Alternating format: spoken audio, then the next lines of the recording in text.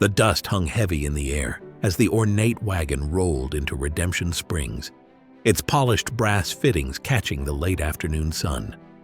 The town hadn't seen rain in 8 months. Crops withered in the fields, livestock grew thin, and the town doctor's office overflowed with the sick and suffering.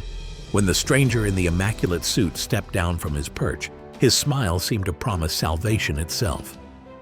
"Friends," his voice boomed across the town square, drawing weary faces from shop doorways and dusty windows.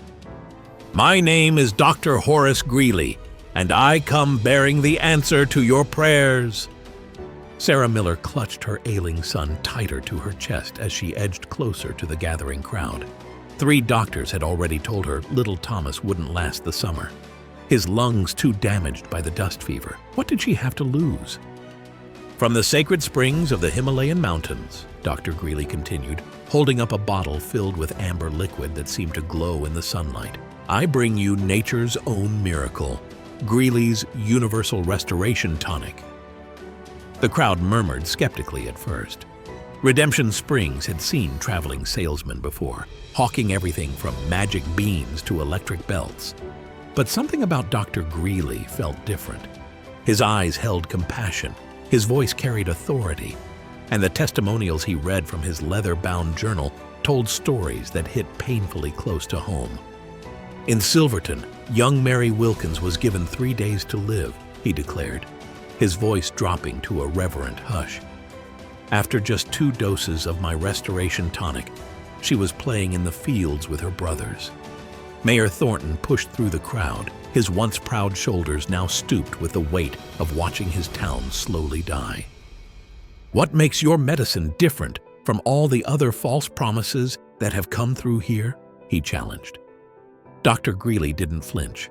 Instead, he knelt down before Sarah and her wheezing child. "May I?" he asked gently. With a mother's desperate hope, she nodded. The crowd fell silent as Greeley uncorked a bottle and placed 3 drops on Thomas's tongue. The boy's coughing fit subsided almost immediately, and color returned to his pale cheeks. Sarah's eyes filled with tears. "I don't make promises, sir," Greeley said, rising to face the mayor. "I deliver results." Within days, bottles of Greeley's tonic filled medicine cabinets across town. The church collection plate overflowed as Greeley insisted on donating half his profits to the local parish.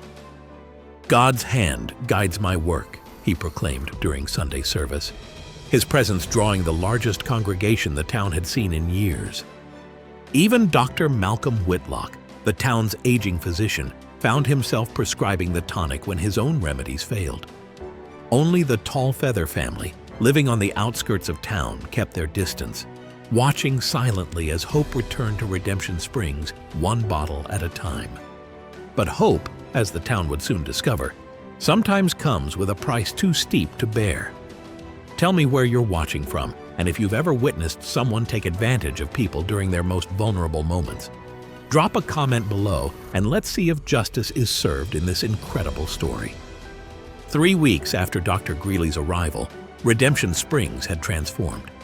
The town hall, once reserved for grim discussions of drought relief and funeral arrangements, now hosted weekly testimonial gatherings where townsfolk shared miraculous recoveries.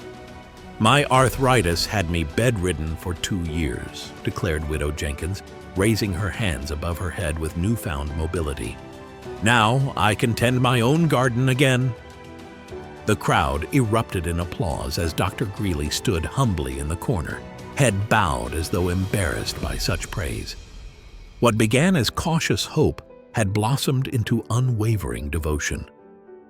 Greeley moved through town like a benevolent spirit, remembered Mrs. Peterson's daughter's name, carried Mr. Abernathy's groceries, and never, not once, turned away anyone who couldn't afford his tonic. "Pay when you can," he'd insist, pressing the bottle into trembling hands. "Your health is good enough." The town council, initially wary of the charismatic newcomer, now sought his counsel on everything from water conservation to public health initiatives. Mayor Thornton even offered Greeley the abandoned mercantile building on Main Street, rent-free, to establish what he called his healing sanctuary. "Modern medicine has its place," Greeley explained during the ribbon-cutting ceremony, "but it lacks the spiritual component that true healing requires." He spoke of ancient wisdom, cosmic energy, and natural vibrations that conventional doctors dismissed. Inside his sanctuary, glass bottles lined polished shelves, their contents varying in color. Golden amber for respiratory ailments, deep ruby for heart conditions, forest green for digestive troubles.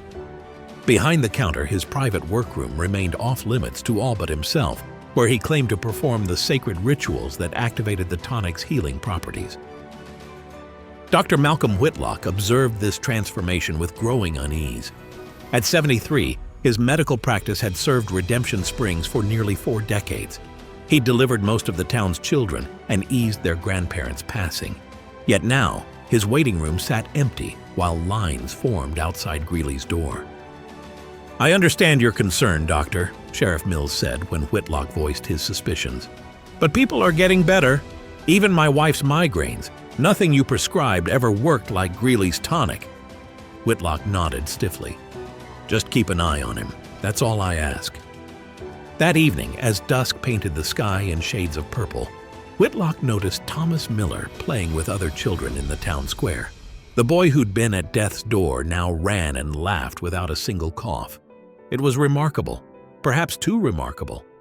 On the edge of town, in a modest cabin surrounded by carefully tended gardens, the Tallfeather family observed their own rituals. Joseph Tallfeather, his eyes narrowed with concern, watched his father carefully measure herbs into a mortar. "The people trust him blindly," Joseph said, his voice tight with frustration. His father, Gray Elk, continued grinding the mixture with practiced precision. "They see what they wish to see. The man sells hope in pretty bottles." "But people are getting better," Joseph argued, echoing what the entire town believed. Gray Elk paused, looking up at his son. "Yes, for now, but at what cost? The spirits warn me. There is darkness in that man's medicine." As night fell over Redemption Springs, Dr. Greeley stood alone in his workshop, carefully mixing ingredients by lamplight. Beyond the bottles of colored elixirs and exotic labels, a simple crate contained his true supplies: barrels of grain alcohol, bottles of laudanum, and various dyes and flavorings. He smiled to himself as he poured another batch. Redemption Springs was proving to be his most successful venture yet. Dr. Malcolm Whitlock's hands weren't as steady as they once were, but decades of medical practice had gifted him with patience. In the dim light of his small laboratory, he carefully dispensed drops of Greeley's miracle tonic into a series of test tubes.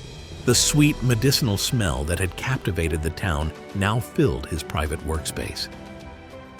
"Let's see what miracles you're really made of," he muttered, adding reagents and observing the resulting reactions. The findings, though not surprising to his scientific mind, sent a chill down his spine. Alcohol, high proof and plentiful. Laudanum, enough to dull pain and create dependency. Willow bark extract, a common fever reducer, and various colorings and flavorings to disguise the harsh truth. He sat back, removing his spectacles to rub his tired eyes.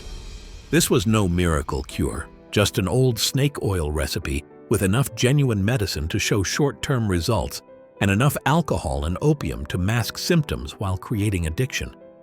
Just as Whitlock completed his analysis, frantic knocking rattled his front door. Sarah Miller stood there, cradling Thomas in her arms. The boy's face was flushed with fever, his breathing rapid and shallow. "He was fine for weeks, doctor," she sobbed as Whitlock guided them to his examination table. "Then last night, he started getting worse. Dr. Greeley said he needed more tonic, that the spiritual cleansing wasn't complete." Whitlock's examination confirmed his fears. The laudanum had masked Thomas's symptoms temporarily, but now the boy was experiencing withdrawal alongside his original respiratory condition. Worse, the high alcohol content had damaged his already weakened system. "Sarah," he said carefully, "how much tonic has Thomas been taking?" 3 bottles this week," she whispered. Dr. Greeley said children need more because their spirits are more resistant to healing. Later that evening, after stabilizing Thomas with proper medicine, Whitlock examined his patient records. A disturbing pattern emerged.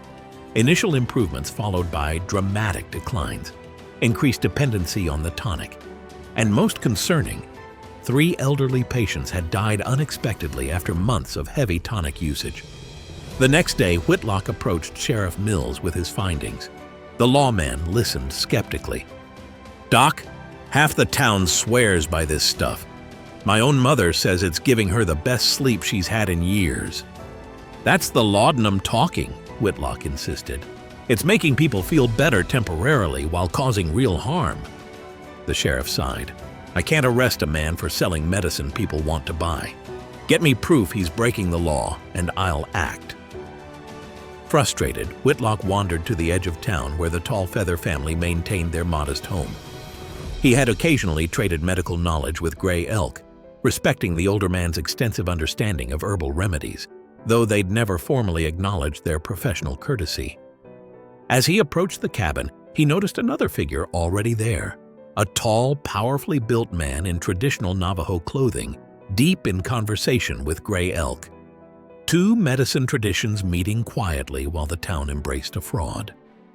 Whitlock squared his shoulders. Perhaps it was time for an unusual alliance. The morning mist clung to the meadow grasses as Whitlock approached the Tall Feather cabin. Smoke curled from the chimney, carrying the sweet, sharp scent of burning sage and cedar. He hesitated at the edge of the clearing, suddenly aware of his intrusion into a world the town had systematically pushed aside. Gray Elk sat on the porch, his weathered hands methodically sorting dried herbs. Beside him, the Navajo man Whitlock had glimpsed earlier worked silently, grinding something in a stone mortar. Neither looked up as Whitlock approached, though he knew they were aware of his presence. "I need your help," Whitlock said simply, his voice cutting through the morning stillness. Gray Elk continued his work for several moments before responding. "The white doctor comes seeking help from savages?" His tone wasn't bitter, merely matter-of-fact. "I come seeking help from healers," Whitlock corrected, removing his hat. "From men who understand medicine beyond what's written in my books." The Navajo man looked up, his dark eyes assessing Whitlock carefully. "I am Tahoma," he said finally, "medicine singer of the Diné people." "And you know Gray Elk," the older Lakota man said, finally setting aside his herbs. "We have collaborated at times when our people's paths cross." Whitlock nodded respectfully. He knew both men treated anyone who came to them, white, native, Mexican, often receiving nothing but suspicion in return. The town tolerated their presence primarily because Gray Elk's son had fought honorably in the Union Army, earning the family a tenuous acceptance. "The man selling tonics in town," Whitlock began, pulling out a bottle of Greeley's elixir. "He's poisoning people slowly, creating dependency. I've analyzed his mixtures." "We know what he does," Tahoma interrupted. "The sickness has already reached the reservation. 3 children brought his medicine. 2 still live." Whitlock felt the blood drain from his face. "You've seen deaths?" Gray Elk nodded grimly. "The spirits warned us. This man has walked this path before, in other towns. He leaves suffering in his wake." Whitlock explained his findings: the alcohol, the laudanum, the pattern of addiction and decline. As he spoke, Gray Elk and Tahoma exchanged knowing glances. "Why come to us?" Gray Elk asked finally. "Your sheriff has badges and guns." "Because the town won't believe me alone," Whitlock admitted. "They see results, not consequences. But if we combine our knowledge, Western medicine with your traditional healing, we might save lives and open their eyes." Tahoma stood, his imposing height casting a shadow across the porch. "Your people have called us charlatans, witch doctors. They've outlawed our ceremonies and stolen our sacred plants. Now you want our help?" Whitlock didn't flinch from the man's gaze. "Yes, because despite everything, you both still heal anyone who comes to you. because you understand that medicine isn't just about curing bodies. It's about healing people." A long silence followed, broken only by birdsong and the distant lowing of cattle. Finally, Gray Elk rose stiffly to his feet. "We will help," he said. "Not for you, for the children who suffer." Tahoma nodded in agreement.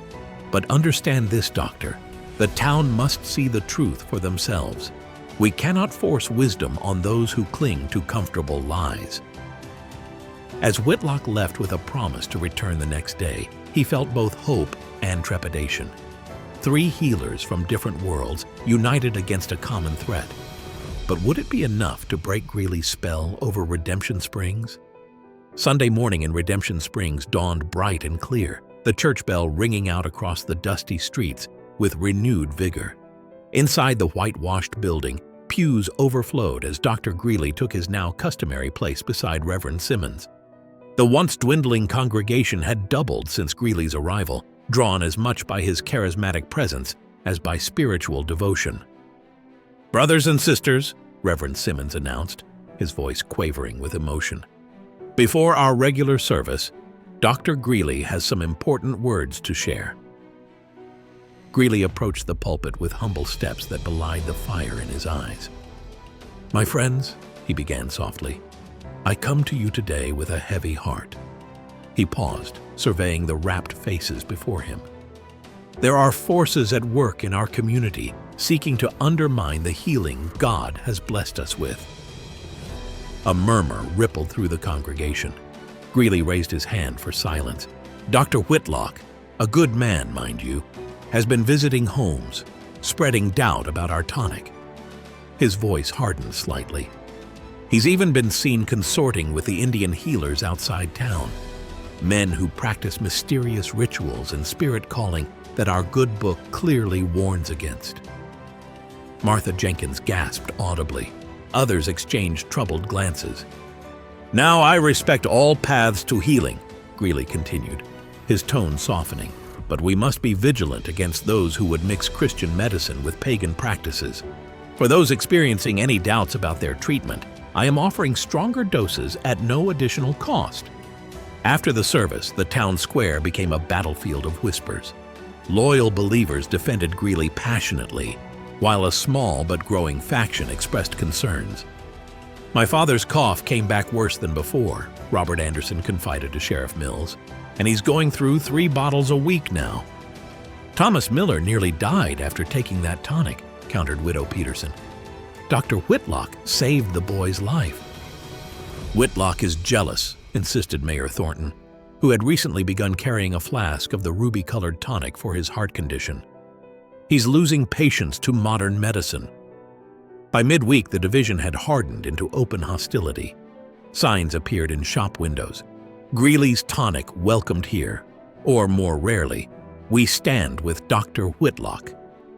Families who had shared Sunday dinners for generations now crossed the street to avoid each other. Dr. Whitlock continued his quiet investigation, collecting testimonies from those experiencing worsening symptoms. Gray Elk and Tahoma provided him with botanical knowledge that confirmed his suspicions about the tonic's addictive properties. Then came the news that shook even Greeley's most devoted followers. Elder Samuel Hawkins, the town's respected blacksmith of 30 years and an early tonic advocate, collapsed in his forge. By the time Whitlock arrived, Hawkins was already gone. His heart had simply stopped. "He was improving," sobbed his widow. "Dr. Greeley just gave him the extra strength formula yesterday." That evening, Greeley called an emergency town meeting. With masterful emotion, he stood before the gathered crowd, a tear visibly trailing down his cheek. "Our beloved Samuel was taken too soon," he intoned. His body, weakened by years of conventional treatments, could not fully receive the spiritual healing. This is why we must be wary of those who would interfere with a complete treatment regimen.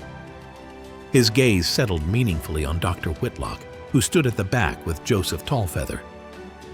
"Beware those who consort with strange medicines and stranger allies," Greeley warned. "They bring only doubt when faith is our strongest medicine."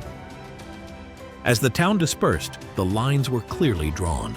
A battle for Redemption Springs had begun, with lives hanging in the balance.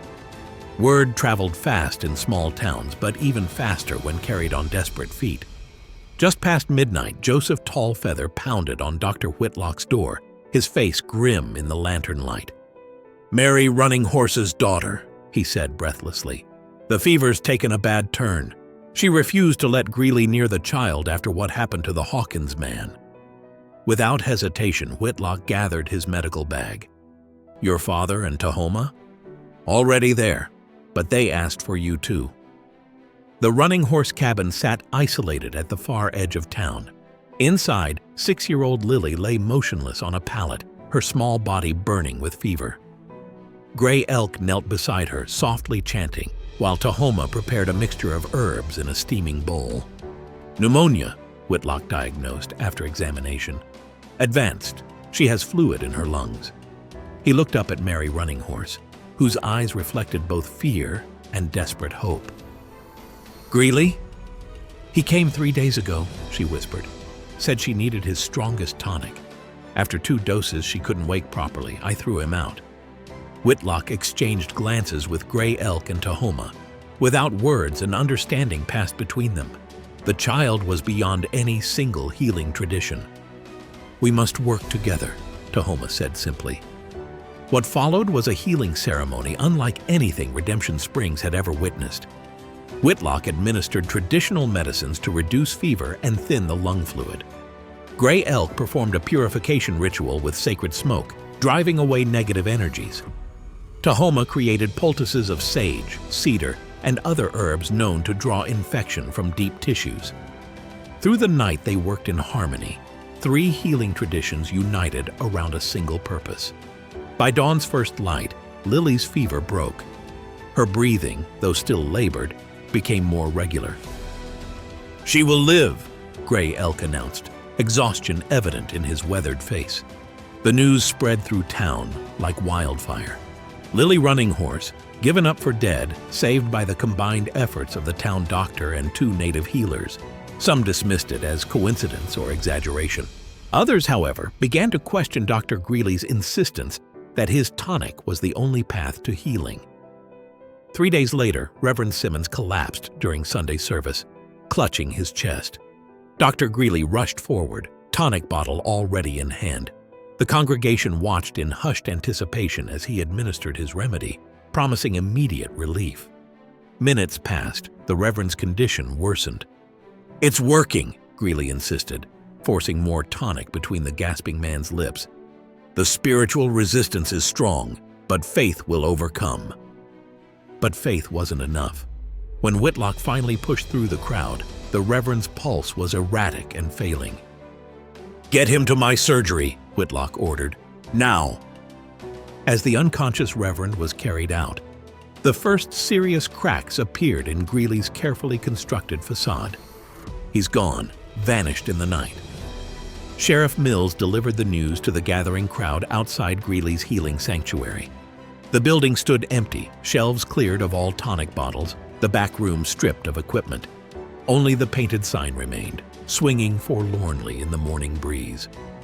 The revelation came amid growing chaos. Reverend Simmons remained bedridden under Dr. Whitlock's care, his recovery painfully slow after nearly dying from what Whitlock diagnosed as laudanum poisoning. Meanwhile, dozens of townspeople had begun experiencing violent withdrawal symptoms as their supply of tonic abruptly disappeared. "He took our money and left us to suffer," cried Mrs. Henderson, whose hands shook uncontrollably without her daily dose. "I haven't slept in 2 days." Mayor Thornton, himself pale and sweating from withdrawal, addressed the angry crowd. "We'll send a telegram to neighboring towns, alert them to this criminal." "Too late for telegrams," Whitlock declared, pushing through the throng. "Greeley's too smart to be caught that easily. He's done this before, and he'll do it again if we don't stop him now." Inside the abandoned sanctuary, Whitlock examined the few items left behind with Gray Elk and Tahoma. A hastily discarded receipt caught Tahoma's sharp eye. "Supplies," he noted, handing the paper to Whitlock. "Alcohol, coloring agents, bottles. Purchased in Mountain Creek, 50 miles west. Gray Elk knelt, running his fingers through dust on the floor. Wagon tracks, fresh, no more than 8 hours old. Sheriff Mills frowned. How can you possibly know that? Because, Gray Elk replied with quiet dignity, before your people decided I was a savage, I was the best tracker in 3 territories. Within hours, an unlikely posse had assembled. Dr. Whitlock, his medical bag packed with remedies for both Greeley's victims and withdrawal symptoms. Gray Elk, his knowledge of tracking and terrain, invaluable. Tahoma, whose silent strength and healing abilities would prove essential. Joseph Tallfeather joined them, along with 2 deputized townsmen who had lost family members to Greeley's fraudulent cures. Mountain Creek is struggling worse than we are, Sheriff Mills informed them as they prepared to depart. Drought hit them harder, and there was a diphtheria outbreak last month.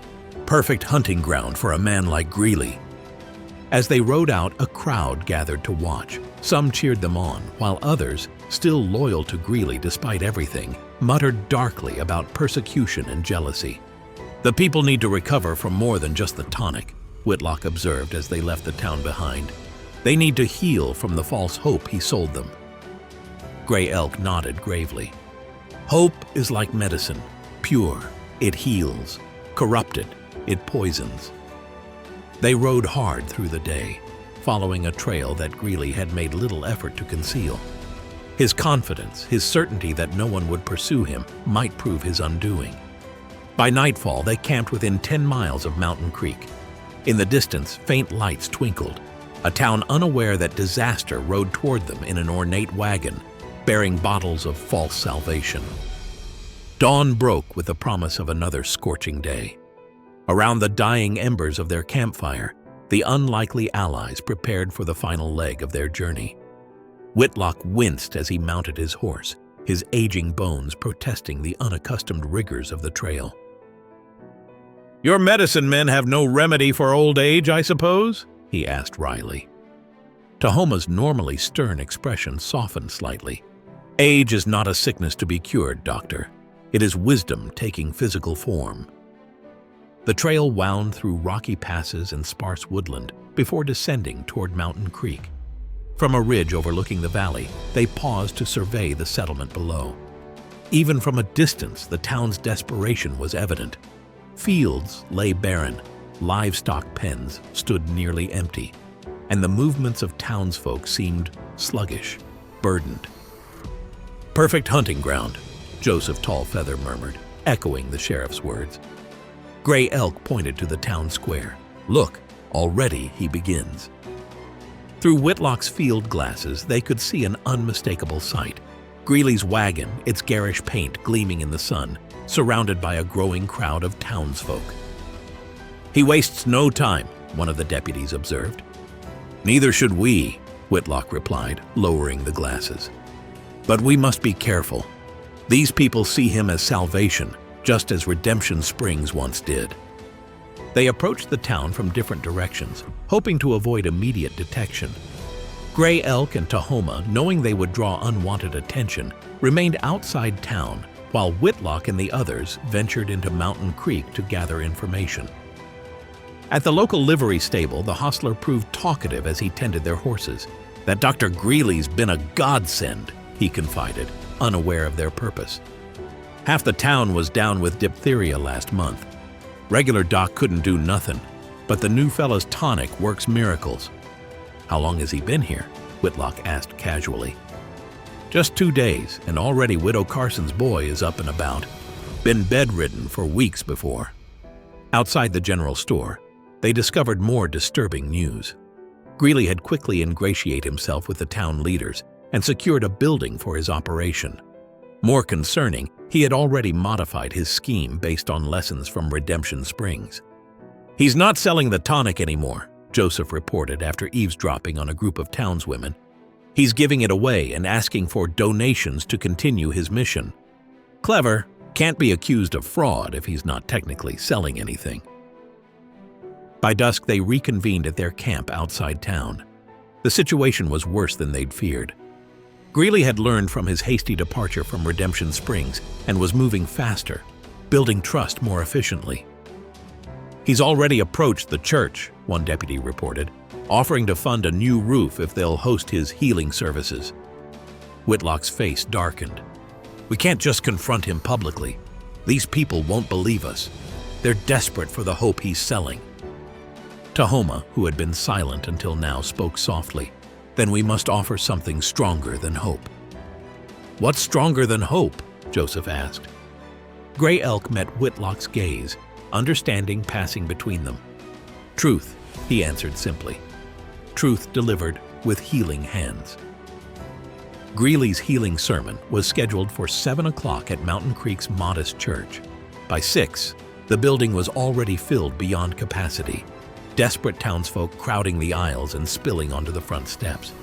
Inside, oil lamps cast a golden glow over the assembled faces, faces etched with suffering and fragile hope. Dr. Whitlock slipped in quietly, taking a position near the back wall. From this vantage point, he observed Greeley working the room with practiced charm, clasping hands and whispering personalized promises to key community members. The mayor of Mountain Creek, a stout man with sunken, fever-bright eyes, stood proudly at Greeley's side, already a converted disciple. "Friends and neighbors," the mayor began as the clock struck 7, "God has blessed our humble town by sending us Dr. Horace Greeley in our hour of need." Applause rippled through the congregation as Greeley approached the pulpit with carefully choreographed humility. His suit was freshly pressed, his hair neatly pomaded, his smile radiating confidence. "I come to you not as a savior," he began, his voice modulating perfectly to fill the small church, "but as a vessel, a simple instrument through which natural healing and divine blessing flow." He held up a bottle of his tonic, this batch a deep emerald green. "This sacred elixir draws its power from ancient knowledge, combined with Christian prayer. Already it has restored strength to your children, brought comfort to your elderly, and soon it will bring death to your doorstep," Whitlock called out, stepping forward into the aisle. A collective gasp rose from the congregation. Greeley's expression flickered momentarily before settling into a mask of sorrowful concern. "Ah, Dr. Whitlock," he said smoothly, "I wondered if you might follow me here. Ladies and gentlemen, this is exactly the kind of medical jealousy I warned you about." "This man is a fraud," Whitlock continued, addressing the crowd directly. "His sacred elixir is nothing but alcohol, laudanum, and coloring agents. In Redemption Springs, it has already claimed lives." The mayor stepped forward angrily. "That's a serious accusation, stranger. Dr. Greeley has helped dozens already. We've seen the results with our own eyes." "You've seen temporary relief followed by dependency," Whitlock countered. "The symptoms return worse than before, requiring ever-increasing doses. I've analyzed his tonics. They contain no medicine, only poison disguised as hope." Murmurs of disbelief and anger rippled through the crowd. Greeley raised his hands placatingly. "My friends, this unfortunate man cannot accept that there are healing methods beyond his outdated medical textbooks. In Redemption Springs, he conspired with local savages, yes, savages practicing heathen rituals, to undermine my God-given work." The word savages triggered shouts of alarm. Mountain Creek had suffered in recent years from territorial conflicts with local tribes. Greeley had shrewdly identified and exploited this tension. "Show us proof of your claims," the mayor demanded of Whitlock, "or leave our town immediately." Whitlock stood firm, but he recognized the futile situation.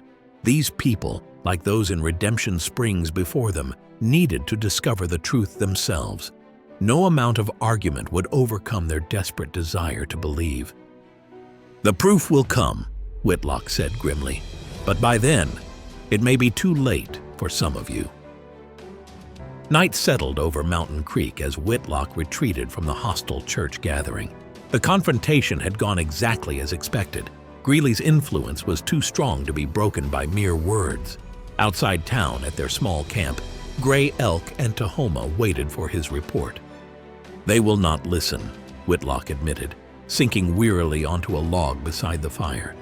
"Greeley has positioned himself perfectly, using local fears and prejudices." Gray Elk nodded without surprise. "Words alone cannot fight poison that tastes sweet." "We need to show them, not tell them," Joseph Tallfeather added, joining them with armfuls of gathered herbs. Tahoma had spent the afternoon preparing. Around their camp, small bundles of medicinal plants hung drying, while pots of various remedies simmered over carefully tended flames. Unlike Greeley's colorful but dangerous tonics, these medicines represented centuries of genuine healing knowledge. "Tomorrow," Tahoma said, "we begin our own healing, not in the church or town square, but in the quiet places where suffering hides from public view." Before dawn, they separated to implement their plan. The deputies would continue monitoring Greeley's movements. Joseph would approach the Mexican families living on the outskirts of town, whose distrust of both white doctors and Greeley might make them receptive. Whitlock, with his medical credentials, would visit homes where children showed signs of diphtheria. Gray Elk and Tahoma would work from their camp, accepting any who came seeking help. By midday, their efforts began bearing fruit. 2 children treated by Whitlock showed marked improvement from his proper medicines and careful procedures. A pregnant woman with fever, turned away by Greeley as too complicated, found relief through Gray Elk's gentle ministrations. Word spread quietly, creating a small counterflow against Greeley's influence. Those helped told others, and gradually a trickle of townspeople made their way to the camp outside town, some openly, others under cover of dusk. "This tastes bitter," complained an elderly man as Tahoma administered a herbal remedy for his breathing difficulties. "True medicine often does," Tahoma replied simply. "Healing is not always comfortable." The confrontation Whitlock had sought finally came 3 days later, not through his planning but through Greeley's own arrogance. In the town square, as Greeley conducted another public miracle healing, a woman collapsed in the street. Martha Collins, the baker's wife, 8 months pregnant and running a dangerous fever. "Help her!" cried voices from the crowd as Greeley descended from his wagon. Approaching the fallen woman, Greeley assessed the situation quickly. A pregnant woman with complications represented risk, potential failure that could damage his reputation. "This poor woman needs private treatment," he announced loudly. "For a case this complex, I must insist on a substantial donation to cover the special ingredients required." The baker, a thin man with flour-dusted clothes, fell to his knees. "Please, I've given everything I have already. I have nothing more to offer." Greeley's face hardened. "Then I'm afraid I cannot help. Some cases are beyond even my abilities." As he turned away, Tahoma emerged from the crowd, moving with quiet certainty to kneel beside the suffering woman. With gentle hands and soft-spoken words in his native tongue, he began tending to her immediately, expecting nothing, demanding nothing in return. Martha Collins' fever broke by sunset. The baker's wife, who had been given up by Greeley as too difficult a case, recovered under Tahoma's careful attention. She wasn't the only one. Throughout Mountain Creek, those treated by Whitlock, Gray Elk, and Tahoma were improving steadily, while Greeley's patients showed the familiar pattern of initial relief followed by worsening conditions and dependency. The turning point came at dawn the following day. The town's blacksmith, a burly man named Jacob Turner, whose son had consumed nearly 5 bottles of Greeley's tonic, burst into the mayor's home with the boy convulsing in his arms. "He won't wake up!" Turner shouted, tears streaming down his weathered face. "His mother found him like this. He's barely breathing." The mayor immediately sent for Greeley, who arrived looking uncharacteristically disheveled, as though he'd been packing rather than sleeping. When he saw the severity of the boy's condition, a flicker of genuine fear crossed his face. "This is unfortunate," he stammered, reaching for a bottle of his strongest tonic. "Perhaps another dose will—" "No!" The voice belonged to Sarah Winters, the midwife who had assisted Tahoma with Martha Collins. "More of that poison will kill him. Dr. Whitlock warned us this would happen." The gathering crowd murmured in growing anger as Greeley backed toward the door. "These complications are rare. mere spiritual resistance that occasionally— "Bring the boy to the camp." Gray Elk's calm voice cut through the tension as he appeared in the doorway. "Quickly, we may still save him." Turner hesitated only a moment before choosing his son's life over Greeley's promises. As he rushed past with the convulsing child, several townspeople followed, while others turned their attention to Greeley with newfound suspicion. The mayor, finally seeing the truth, pointed a trembling finger at the fraudster. "You lied to us. You poisoned our people for profit." Greeley's charm evaporated, replaced by cold calculation. "Your people were dying before I arrived," he snapped. "I gave them comfort, hope, more than your incompetent town doctor ever provided." With surprising speed for a man his age, he shoved past the startled mayor and fled through the back door. He'd prepared for this possibility, having already loaded his most valuable possessions into a small cart hidden behind the building where he'd been staying. But Greeley had underestimated the allies arrayed against him. Joseph Tallfeather and the deputies from Redemption Springs had anticipated his escape route. As Greeley rounded the corner toward his hidden cart, he found Joseph blocking his path. "Going somewhere, healer?" Joseph asked, his tone deceptively casual. Greeley reached inside his jacket, but before he could withdraw the small derringer hidden there, the deputies emerged from the shadows, rifles leveled. "Horace Greeley," announced Deputy Williams, "you're under arrest for fraud, practicing medicine without a license, and suspected involvement in multiple deaths in Redemption Springs." As they bound his hands, a crowd gathered, their expressions a mixture of anger, disappointment, and shame at their own gullibility.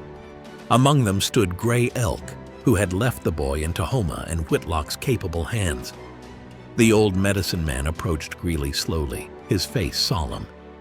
"In my tradition," he said quietly, "a healer who betrays his oath faces judgment from the spirits." Greeley sneered. "Spare me your superstitious nonsense, old man. Justice," Gray Elk continued as if he hadn't heard, "is not always found in white men's courts." 2 weeks after Greeley's arrest, Redemption Springs had transformed. Whitlock's clinic now featured labeled herbal remedies prepared by Gray Elk and Tahoma, while the back room served as a space for traditional healing ceremonies. "Never thought I'd see Indians working alongside our doctor," remarked Sheriff Mills, watching the 3 healers greet a mother with her fevered child. "Times change," Reverend Simmons replied, still recovering from his ordeal. "Perhaps they needed to." News arrived that Greeley would stand trial for his crimes. His wagon of tonics had been publicly destroyed in Mountain Creek, bottles smashed while townspeople watched, a ritual cleansing of sorts. At the Tallfeather cabin, an unprecedented gathering took place. Town officials sat in a circle with the native healers, signing a formal agreement recognizing their right to practice medicine throughout the region. "My father always said true healing comes through balance," Joseph remarked. "Perhaps Greeley, for all his evil, helped us find that balance." Visitors arrived from neighboring communities, some seeking healing, others hoping to learn from the unusual partnership. Word spread of 3 healers who had combined their knowledge to defeat a dangerous fraud. Dr. Whitlock watched as Tahoma demonstrated herb preparation to a mixed group of settlers and native youths, while Gray Elk shared stories of traditional healing with attentive townswomen. Some folks are calling this the Redemption Springs method, combining the best of all traditions instead of fighting over which one's right, Sheriff Mills observed. Whitlock smiled. Perhaps that's the real miracle. Not the healing of bodies, but the healing of divides.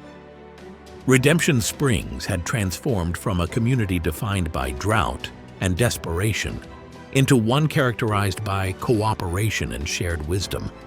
The charlatan who had sought to exploit their weaknesses had inadvertently revealed their greatest strength. The snake oil that had poisoned them had ultimately led to their most profound healing.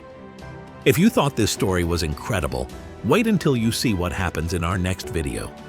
Make sure you're subscribed and tell me in the comments, what was your favorite part of this remarkable tale?